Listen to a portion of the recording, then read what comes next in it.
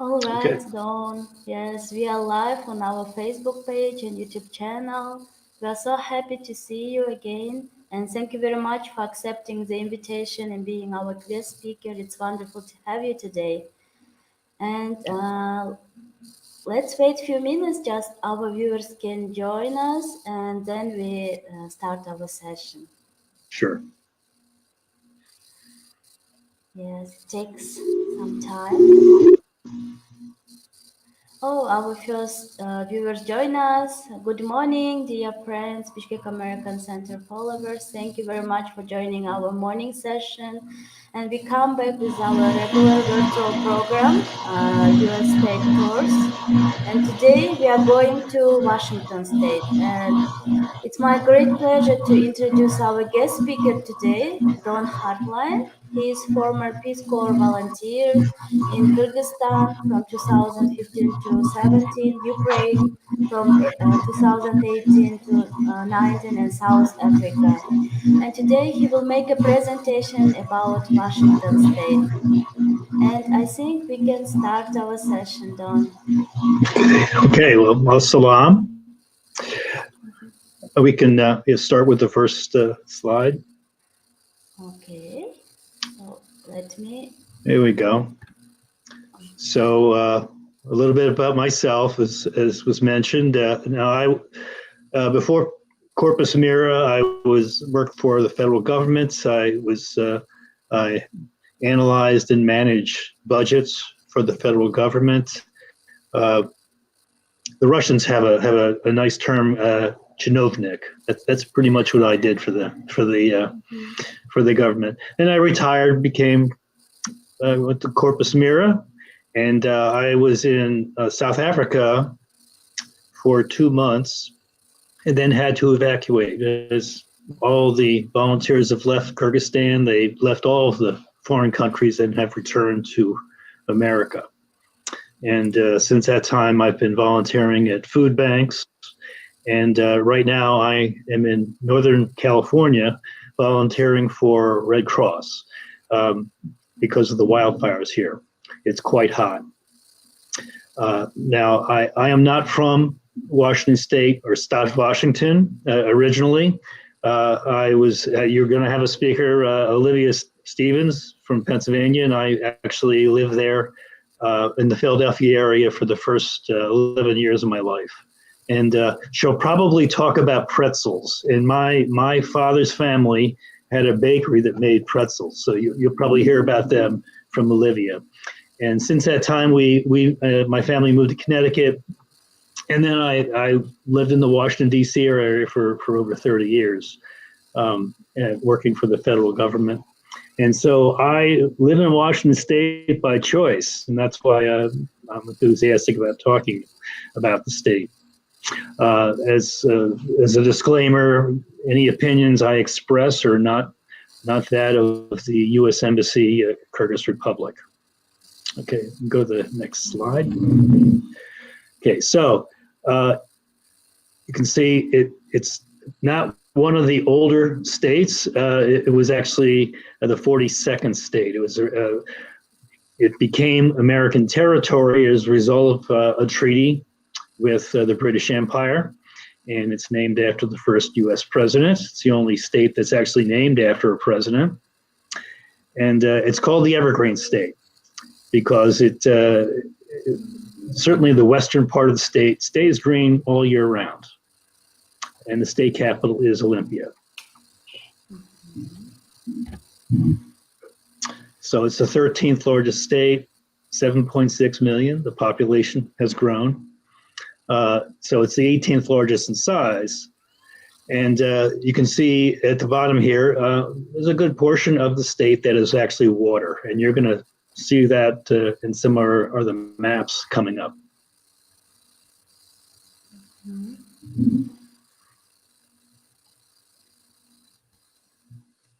So you can see it's up in the upper left corner, what's called the Pacific Northwest region.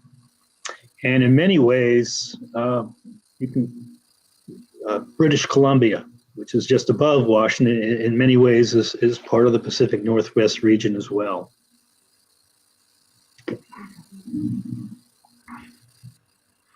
So this is what it looks like, and you can see now in the upper left corner there. There's Vancouver Island. Vancouver, the city of Vancouver, is not on Vancouver Island, but the capital of the British Columbia province is Victoria. Okay. And then you can see also, so in the upper left corner, that's the body of water is the Strait of Juan de Fuca and the Strait of Georgia, and it flows down towards the more populated areas in Washington State, the Puget Sound. Mm-hmm.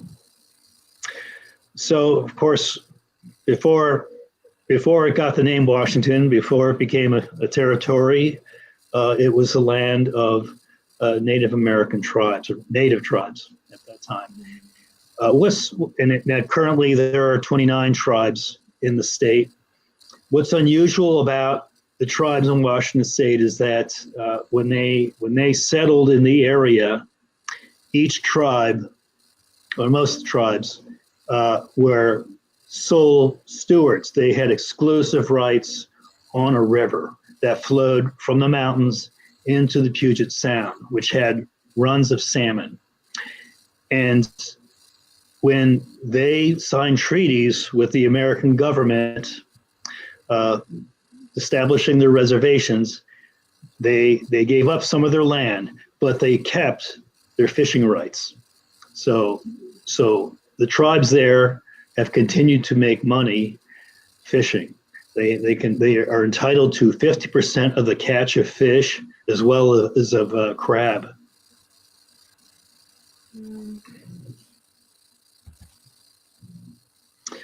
Now it has two distinct climate zones.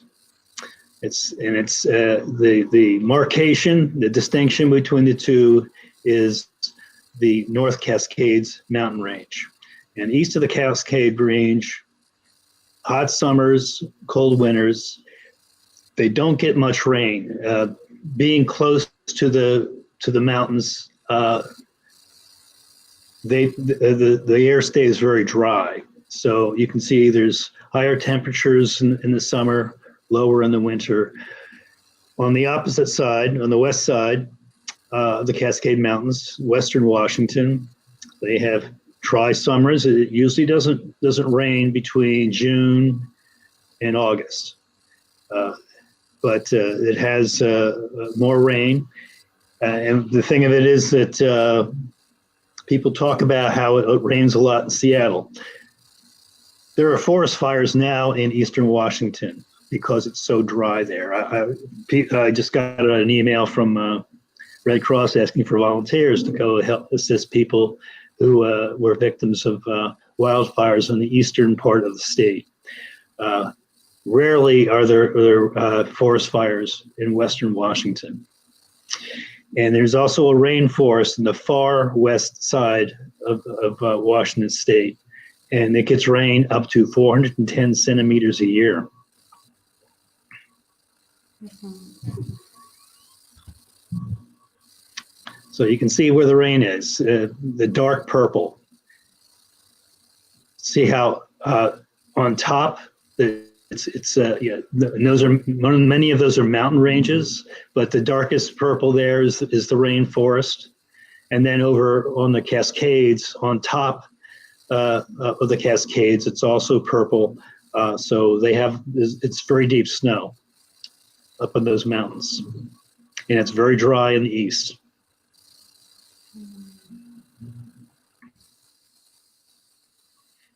So this is what the landscape is like.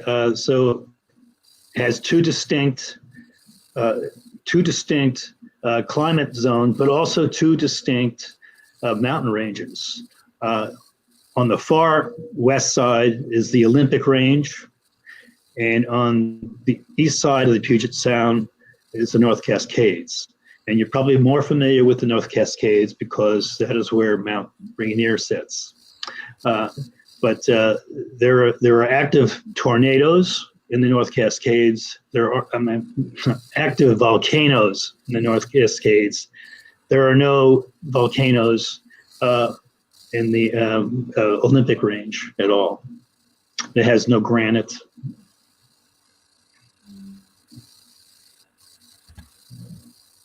So there's some photographs here of the North Cascades. And there's Mount Rainier. This is the highest mountain. So these mountains are, the elevation of these mountains are not as high as in Kyrgyzstan, but you got to remember that they start nearly at sea level, because it's near, quite, Mount Rainier is not far from the Puget Sound. So the peaks are not as tall as in Kyrgyzstan.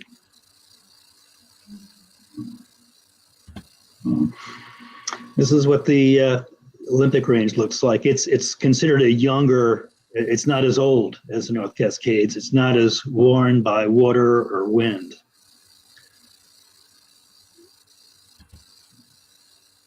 And I mentioned the rainforest. This is the Quinault rainforest. It's very heavy in moss. As I said, 410 centimeters of rain sometimes per year. It's very quiet. It's like it's carpeted with moss. If you read the Twilight novels, you might be familiar with Rialto Beach on the far west coast. This is on the Quileute Reservation, but some of the novels took place here on this beach. This is what Eastern Washington looks like for the most part. It's not completely flat. There are rolling hills, but it's mostly farmland. It's very dry, and you can see there are wind farms up on the hill.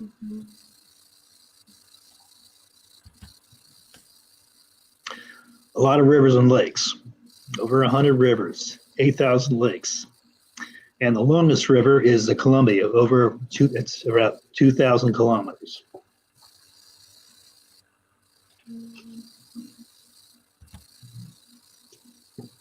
So here's a photograph of the Columbia River. It starts up in Canada and flows down on the east side of the North Cascade Range, all the way down to Oregon, the state border. And then it heads west out into the Pacific Ocean. It's a lot of people think of apples that are grown in Washington State, and they are grown along this river. They found that it's dry, the air is dry, and that reduces the number of insects. But it's close to the river, so they're easy to irrigate the orchards to grow fruit.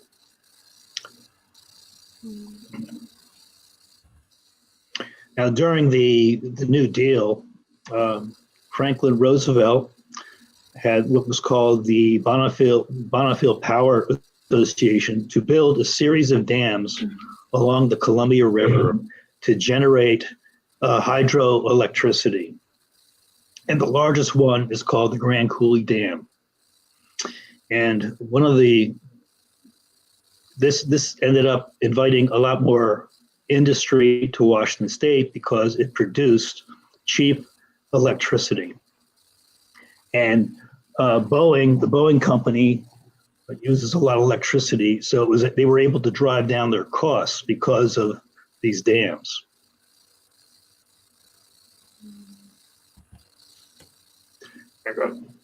So it's also an agricultural state. As I mentioned, it's number one in apples. About 60% of the apple supply in America is grown in Washington State, but also pears, red raspberries, sweet cherries. Potatoes. Actually, Idaho is known for its potatoes to the east, but Washington State is number two. Also, and just in recent years, it's become an area to grow a lot of wine. Again, because of the drier climate, it helps to grow wine, and it's number 2 in California in wine production. And wheat. So it's an area that it's quite a farm state. It's not known for being a farm state, but it produces a lot of crops.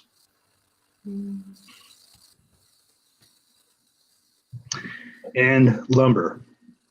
You can see this is an old picture, but it's number 2 to Oregon in wood production.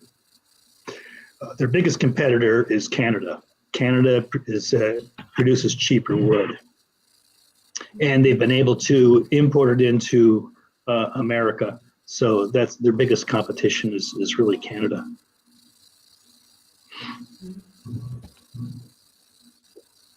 So aquaculture, I mentioned the rivers that are in which the tribes are guardians.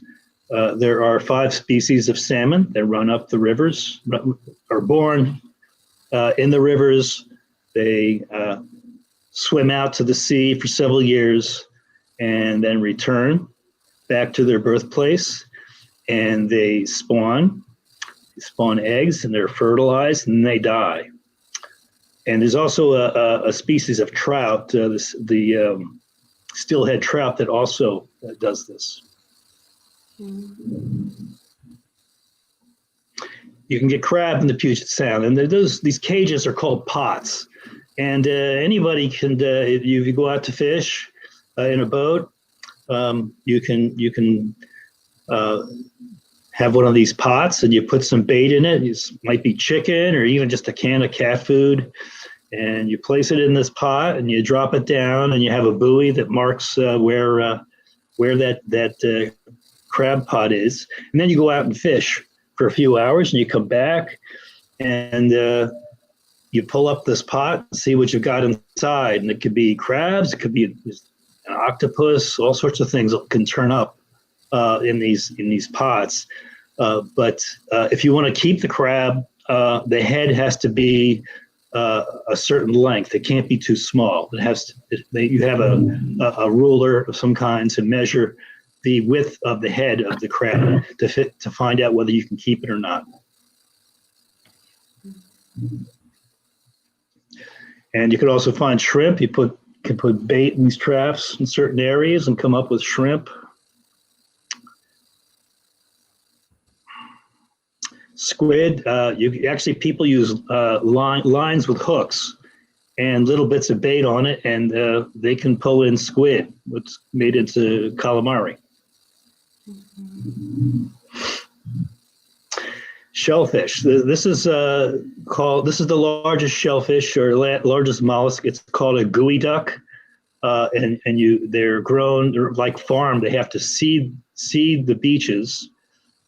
People have rights to certain beaches, and these take several years. This would take several years to grow. This shellfish, this gooey duck, and it's very popular in China. People in China pay $30 a pound for gooey duck.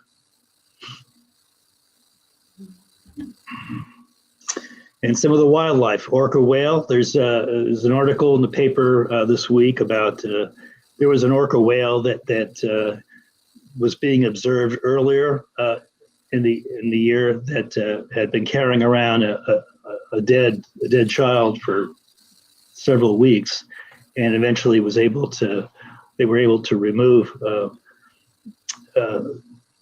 the offspring, and just this week it gave birth to a baby whale. So these are also called killer whales. And there are harbor porpoise in the Puget Sound. One of the largest concentrations of octopus in the world are in the Puget Sound. And there are harbor seals. And when you go out fishing, you have to keep an eye on the seals, because if you put bait on your hook and throw it into the water, and you're trolling in the boat. These seals will try to go after the bait.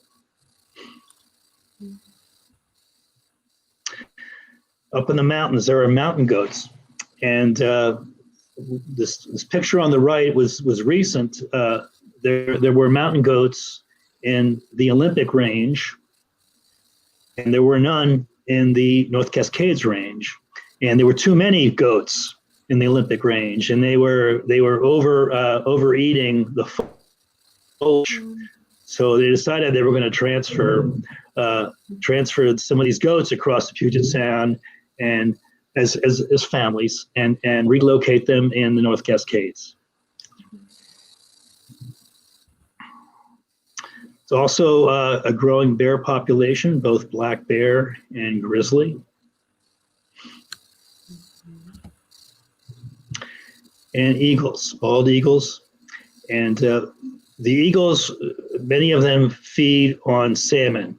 And what they do is, I mentioned earlier how the salmon, after they spawn, they die in the water. Well, the dead salmon float down the river, and these eagles they will perch up on a tree, usually when there's a turn in the river. The water slows down at the turn of the river, and they fly down and pounce on the dead salmon.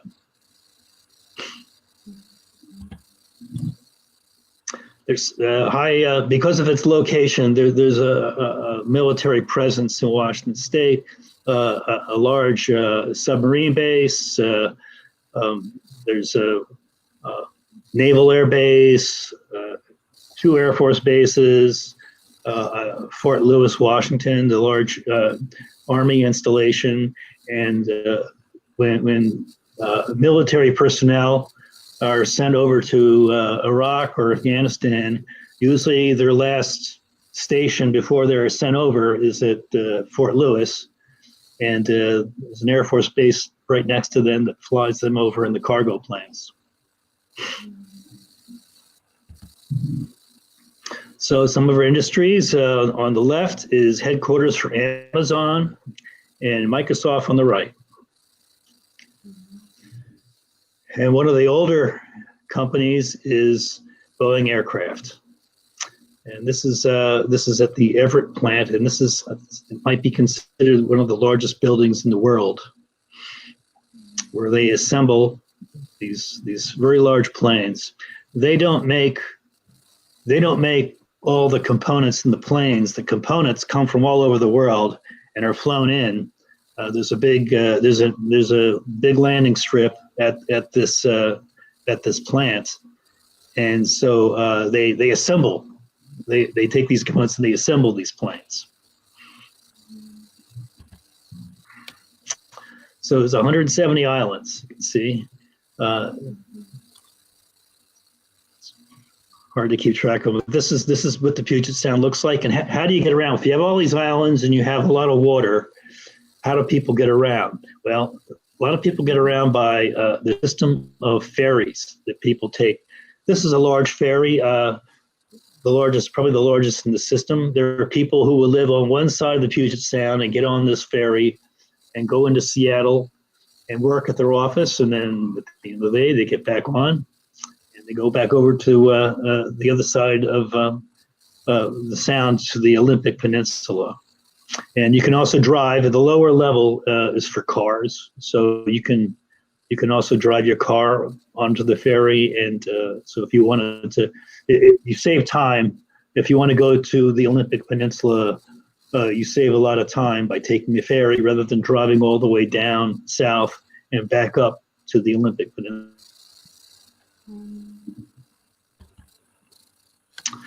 So something about the largest city, Seattle, 15th largest metropolitan area in the U.S. About 4 million people live in that region. Probably a familiar sight to many of you. This is facing south. The camera's facing south. The Puget Sound is on the right. Seattle is built on the side of a steep hill that overlooks the Sound and faces also the Olympic range.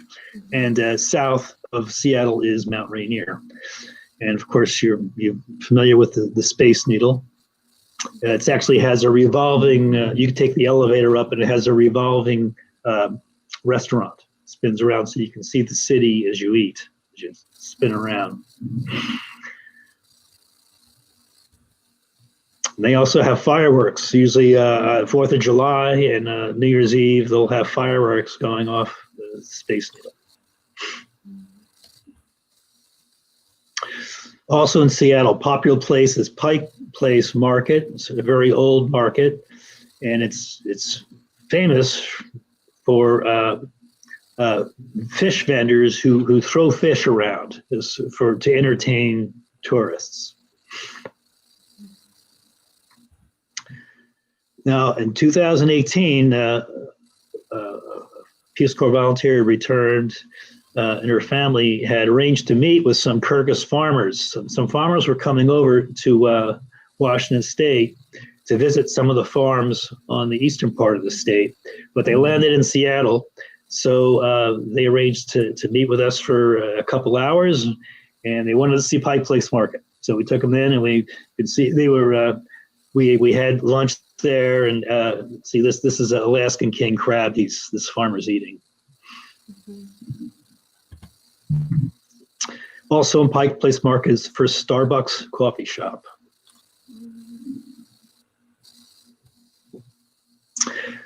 And there's an international district in Seattle it has a lot of Asian food that's available at this market. It's quite large, but it's in what's called the International District.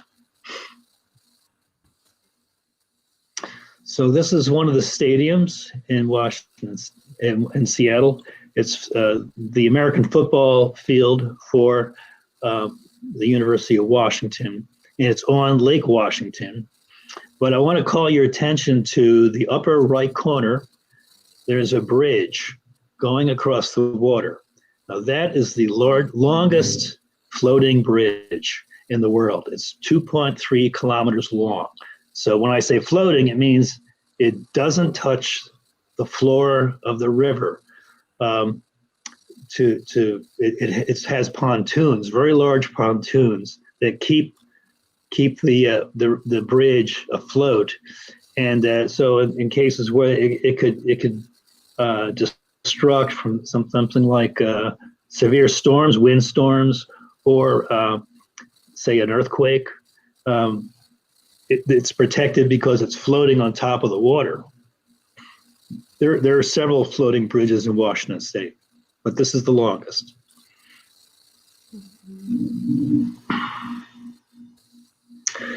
This is another stadium. The Seattle Seahawks play at this stadium, and the Seahawks probably the most popular sports team in not just Washington State, but the whole region, Oregon, Idaho, even Montana, and up in British Columbia. A lot of fans for the Seattle Seahawks, and they were owned by Paul Allen, who one of the co-founders of Microsoft. He passed on, but his estate, he still owns it, and the estate his sister is in charge of the team, and it also is where the Seattle Sounders soccer team plays. There's a soccer league in America, and the team in Seattle actually has the highest attendance in the league. And just next to that stadium is the baseball stadium, where the Seattle's team, the Seattle Mariners, play. It has a removable roof. It's on the roof. The roof is on tracks, so that when it's raining, they can just slide the roof on the tracks over to cover the field, and then when the sun's out, they slide the roof back, so they can play in the sun.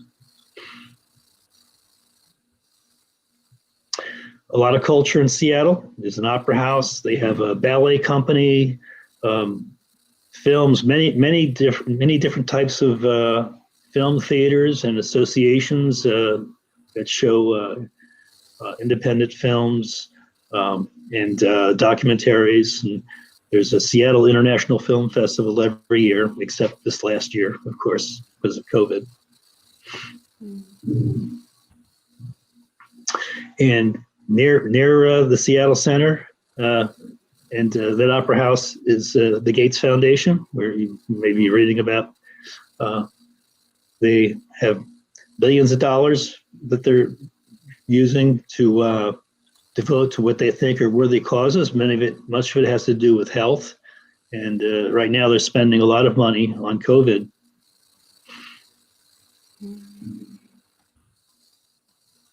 So this is how they traditionally smoke salmon. The natives smoke salmon. They wire it or attach it to wood and then lean it against a fire. And it's a wood fire. Usually it's an alder, a type of wood called alder. So you often hear about it's alder smoked salmon. And so they lean it in over this fire to cure it. And this is also gives you an idea of the shelters, the homes that the natives had. The tribes in Washington State don't live in tents or teepees. They live in what are called long houses. These long houses made of wood, usually cedar or spruce wood.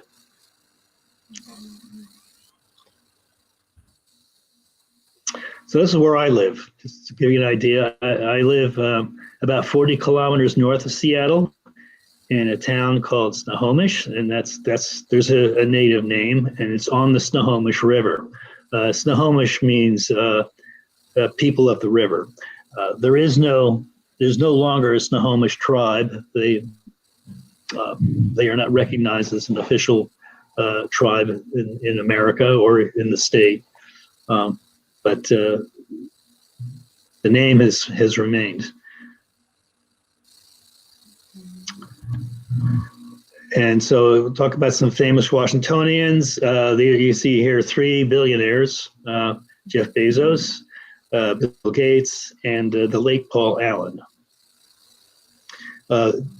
Jeff Bezos is invested in his own space program, and he's standing next to a nozzle that was at a manufacturer in Washington State that is going to be used in his space program. So I might not be familiar with Gary Larson. It was at one time a very popular cartoon, one-panel cartoon series, and he is from Tacoma.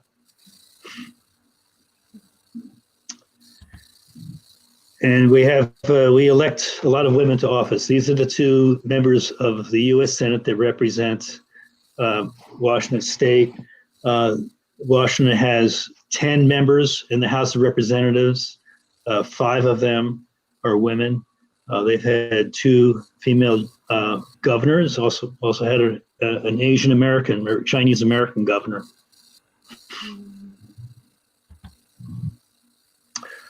Some of the writers. So Sherman Alexie, he is a native, a member of the Spokane tribe. So he's written some novels. Raymond Carver, a lot of short stories that were published in the New Yorker. He's passed on. Frank Herbert, familiar with the science fiction Dune. Annie Proulx, she just recently moved to Washington State. She did not write Brokeback Mountain and the Shipping News in Washington State, but she lives there now. David Gutterson wrote a novel called Snow Falling on Cedars, having to deal with Japanese Americans. Timothy Egan writes nonfiction. He writes a lot of columns for the New York Times. And Maria Semple recently moved to Washington State.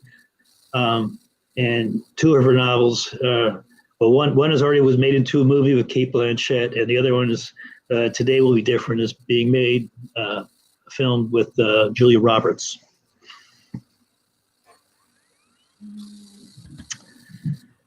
Bing Crosby, a very, very popular singer and actor. He won an Academy Award. He's from Tacoma.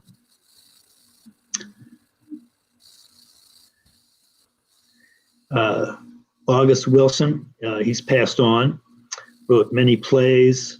If you're familiar with the play of the film Fences, he wrote that. Chadwick Boseman just passed on, and one of his last movies was based on a play written by August Wilson, Ma Rainey's Black Bottom. It's Chris Pratt. He grew up in the town just north of where I live, and now he has a farm where he raises these chon koi. I guess the wool is very valuable. Jimi Hendrix, generally considered the greatest electric guitar player. Was from Seattle, and he's buried there. Quincy Jones grew up in Seattle, went to the same high school as Jimi Hendrix a little earlier. When he was 15 years old, he was in a jazz band with Ray Charles in Seattle. Kurt Cobain of Nirvana is from Seattle, or Aberdeen. He died in Seattle. And these are two female rock stars from the musical group Heart. All these folks are in the Rock and Roll Hall of Fame.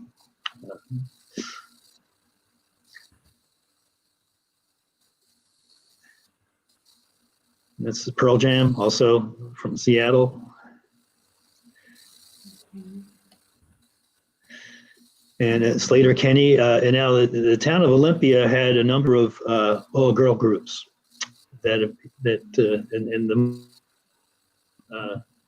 has been Slater Kenny. Kenny G, if you like that sort of music. He's from Seattle. He was a graduate of the University of Washington.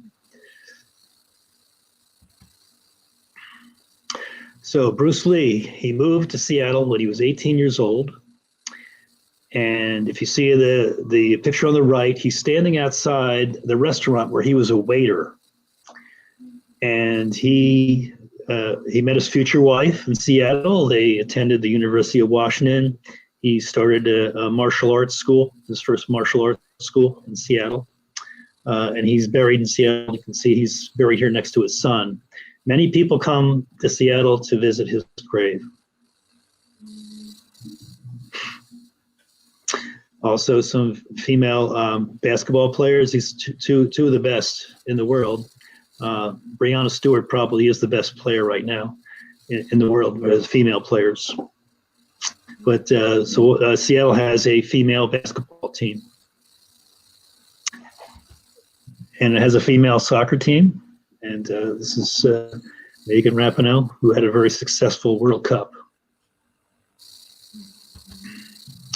And legends. So you have Sasquatch or Bigfoot. He's not Manas, but he's a source of humor, I think. And that's the end. So John Rockmont. Thank you very much, Don, for the amazing journey trip to Washington State. Thank you very much. My pleasure. And now we receive some questions, and also I want to remind our friends, so please send your questions under this video in the comment section, and Don will answer them. Thank you very much, everyone.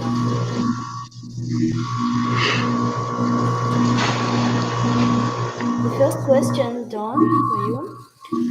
What makes unique Washington State?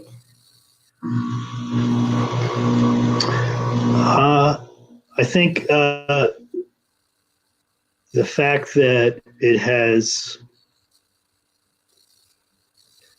I would say, the diversity in the environment that it offers ski slopes, it offers it offers also fishing and boating, and the only rainforest in the lower 48 states. Two very different mountain ranges, two different climates in the state. It's I think pretty unique in that way. Thank you very much, Don. The next question, what tips, advice would you like to give to people who want to visit Washington State? Well, one thing I would do is if you're going to make the long trip to Washington State, you should also get a visa for Canada because it's so close. So, and British Columbia is beautiful and very much worth seeing. Like you saw, we talked about some of the tribes of Washington State. Well, there are also tribes, many tribes in British Columbia, and they're called First Nations. And you probably have seen some of their art, like totem poles, these very, very large totem poles. People carved these poles, and they were usually set up at the entrance to their villages as a way to welcome visitors to their villages.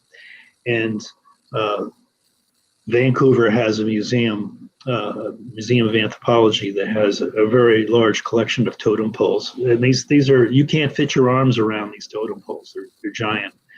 And over in Vancouver Island, the capital, Victoria, has also a museum of anthropology.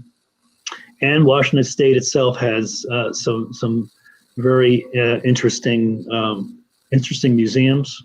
I would say there's Paul Allen built what was then called the Experience Music Project. It's now called the Museum of Pop Culture, and it has all sorts of collections from recording artists. It has a library of audio interviews of people, of musicians talking about their experiences. It has this room just for Jimi Hendrix. Paul Allen was a big fan of Jimi Hendrix, and he was also Allen was a guitar player, so there's a very large collection of guitars. So, and in addition to that, it also has a science fiction museum there, and it has many artifacts, memorabilia from science fiction movies that I think people will be interested in seeing. So I think those are things that are unique that are available. Thank you very much, Don, for the recommendations. The next question for you. What is the culture or environment like at the state Washington? Well, it's been there's been a lot of debate, discussion on how to address environmental issues. Of course, the governor has sort of become famous for green initiatives in terms of reducing carbon consumption, and there's always discussions about how to manage the forests, things like that, because the state owns a lot of forest land, and it will auction off the rights to cut down some of this forest land, and then some of the money that comes to them from allowing the forest to be cut, a lot of the money goes to education, to the school system, and then discussions about air pollution. I think what's unique about that part of the country, not just Washington, but the Northwest, Pacific Northwest in general, is there's a greater appreciation of the environment, and so there was more interested in preserving it. Yes, I agree. Thank you very much, Tom, for your answer. The next question, what is the best place to spend the time with family in Washington? Well, I'd say you can visit some of the museum. The Seattle Center, I would say, is a good place to start. So that's across the street from the Gates Foundation. If you wanted to see what the Gates Foundation is doing, they have a small museum. You can visit that. Walk across the street. There's that Museum of Pop Culture I mentioned. There's the Space Needle. There's also a science center. I think that's a good place for families. Yes. Thank you very much, Don. The next question. Please tell us about your volunteering experience at Red Cross. My experience where? At Red Cross. Oh, okay. So what I've been doing is when I first got here, I was delivering meals to families. Many people, they may not have lost their homes, but the local governments tell them that they had to evacuate their homes. So everyone had to go into hotels. People have been put up in hotels. And so we've been doing what we can to help them find the resources they need until they can get back to their homes. We've also been delivering meals to them. In addition, what I've been doing this week is I'm working at a warehouse where these people have needs for things like blankets or cots, and also even shovels and rakes, because if they go back to their homes that have been destroyed, they want shovels or rakes to go through the ash to see if they can find some of their jewelry or any of their personal items. So I've been doing that. Thank you very much, Don, for sharing your experience. The next question for you. Does Washington State have 4 seasons? Yes. They're milder. They're milder, but yes. The one thing that's different, because I grew up on the East Coast, so in the fall, of course, in the East Coast, the leaves change color, very dramatic change in colors. You don't get that in Washington because many of their trees are conifer trees, so they don't change color. It's green. So, but weather-wise, yes, you'll start getting more rain in October, and it will rain until, say, I would say April, and maybe into May. But it depends on what part of the state you live in, but we don't get a lot of snow usually in down on the west side below the mountain. Of course, there's snow up in the mountains all the time. The higher elevations, more snow. But down, you're down near sea level, and so we don't get a lot of snow. But if you want to ski, you can get there in an hour and a half. You can drive up and see all the snow you want. So there are 4 seasons. It's just doesn't. It's not always, in appearance-wise, it doesn't have the appearance that it has in the East Coast. But you feel it. You feel the difference. Yeah. See. Thank you very much, Don. The next question, what is the most popular dish or food in Washington State? Well, coffee, it's not a dish, but coffee, they're famous for the coffee culture in Washington State. But I think people like the things I showed you that is caught, like salmon. People like to, people here, they like to smoke their own meats. So a lot of people have like these little ovens in the backyard, outdoor in the backyard, called smokers, and they'll put meat or fish in there, and they'll smoke their meat and fish on their own with wood. I see. It looks delicious. Thank you very much, Don. The next question, what do you like the most about Washington State? What I like most is that there's so many things I like about it. I guess I just like I said, I chose Washington State. I felt that when I had some friends that moved out there, and when I visited them, I knew that that's where I wanted to settle and spend. After I didn't have to have a job anymore, that's where I wanted to spend my time, and I have not regretted it. Yeah, I like. I think the things I mentioned about the fact that you have I think a keener sense of the environment, and makes you want to take. I do volunteer work also for an environmental group where we plant trees along the inlets, these estuaries, so that when the trees grow, they provide shade for when the salmon come back up into the river the salmon come back to the river to lay eggs and all. The shade cools the water, makes it easier for them to get up the rivers if the water is cool as they're entering the river. So I do a lot of that, removing plants that are non-native that enable the trees to grow and provide the shade. So I do that sort of thing also. I see. Thank you very much. The next question, did you try to catch the crab and shrimps?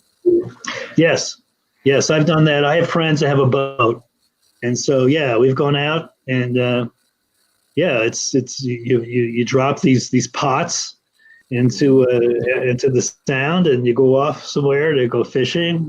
In a few hours, you come back and you pull up. You never know what's going to be in there.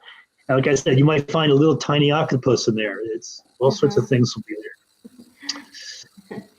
Great. Thank you very much, Don. Our audience is amazed by the nature of Washington State. Like, look great, this nature, very beautiful. Thank you. Good morning, Don and Aida. Thanks for doing this program. The landscape is very similar to Kyrgyzstan. What are the best outdoor activities in Washington? Well, I mean, people like to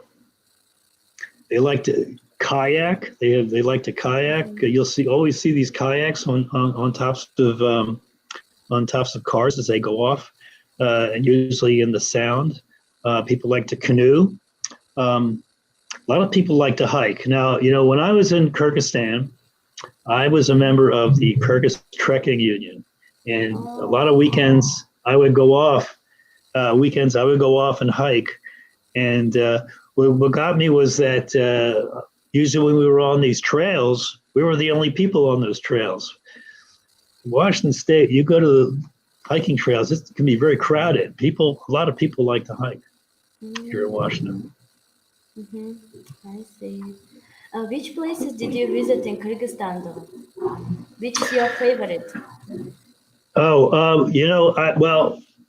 I think it was going on those hikes, and the one that sticks with me the most was a hike I took at Orca Park, and we hiked to the Oxide Glacier, and it is the most difficult hike I've ever been on, and I actually did it twice. I went in October, and it was slippery and snowed. And when we got to the top, there's a hut up there where the mountain climbers will stay. And we got to the top by the hut, and it was clouded. I couldn't see the glacier. So then I decided I'd do it again in April. So, and the snow's starting to melt. So going up the hill, the snow was up to my waist sometimes. So really wears you out. And I got to the top, but I got to see the glacier. And it's one of the few hikes where I think it was harder going down the hill than up the hill because it was so slippery and you were sinking in snow. But that's what I remembered most about Kyrgyzstan, I think. Thank you very much, Don, for sharing. This was our last question for you, Don. And thank you very much for the incredible presentation that you did for us. And it was really awesome, informative, and very interesting. Thank you very much. And now it's time to close up our session. And I'd like to say thank you to our audience who sent us their comments and questions. Thank you very much, everyone. Chun And bye Rahmat. bye. Sizga daga chong rahmat, Don. Bye bye. Have a great Right. day. Have a great evening.